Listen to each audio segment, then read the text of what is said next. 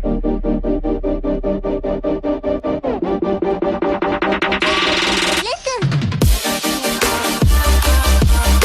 up guys, Dante here. Apple announced the new Mac Pro and a display to go with it. Now, my thing is with this whole Apple event, the WWDC event, is that the new Mac Pro, let's just get the joke out the way. Everybody's saying it online, look like a cheese grater. Alright, whatever. Let's get that out the way. It kind of does though, but it kind of went back to the traditional look of the previous Mac Pro from years ago, where it kind of had a tower and it was a little modular and you can try to interchange certain things, but not everything.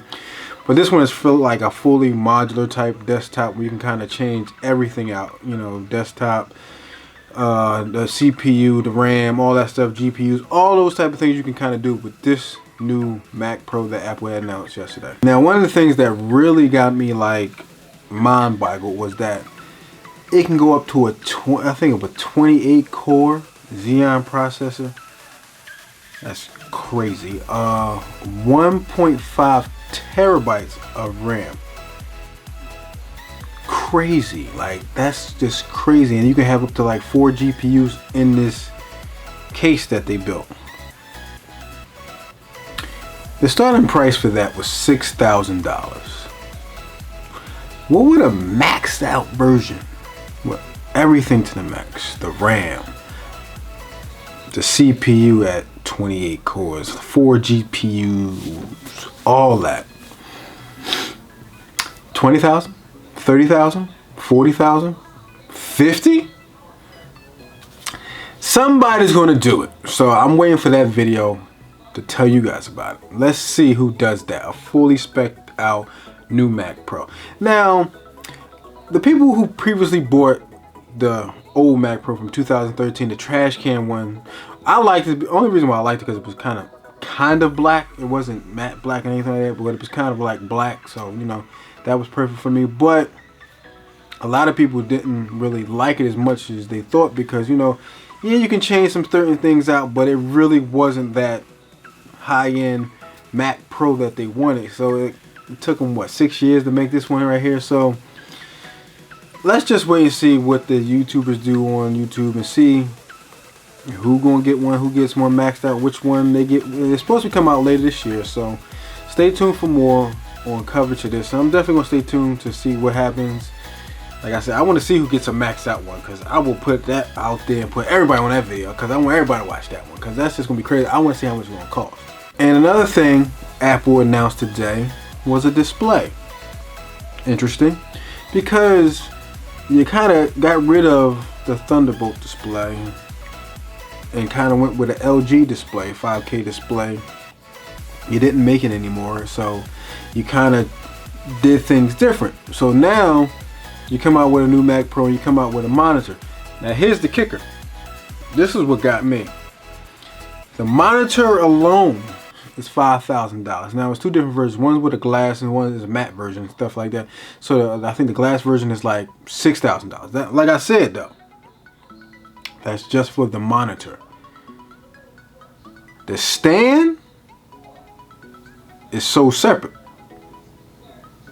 It's $1,000.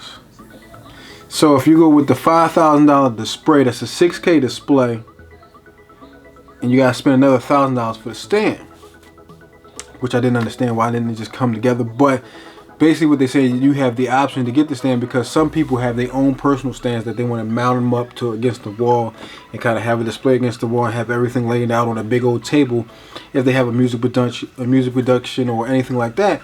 So I was like, all right, I get that. Why can't the stand just come with it though?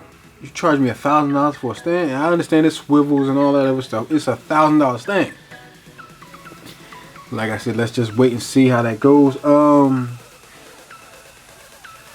Here's my thing about the display. It's $5,000 for a 6K display without a stand. If you get the stand, it's it's another $1,000, so it's $6,000 altogether. Now Windows can output up to 8K, and I believe Dell made a 8K display for $5,000. So it was kind of like, why not just go with the 8K display? But see here and over there, let's just see how it works out, because whenever Apple does that, they kind of do it for their own benefits, because like their software that they run usually optimized for that display that they created for their own use. Kind of like the 5K display when you had the laptop, and it kind of went from an almost 4K display to over a 5K display when you had the monitor. So it's more like, I really don't know, because I'm looking at the price point. Like, you charge me $5,000 for a 6K display, where you could buy $5,000 for an 8K display.